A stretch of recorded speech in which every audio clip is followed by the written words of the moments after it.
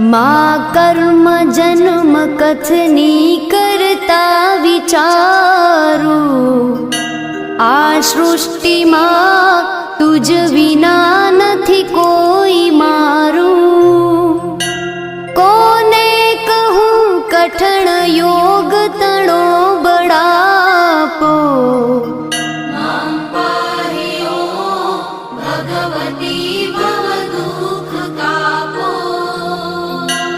હું કામ ક્રોધ મદ મોહ થકી છકેલો, આડંબરે અતિ ઘણો મદથી બકેલો।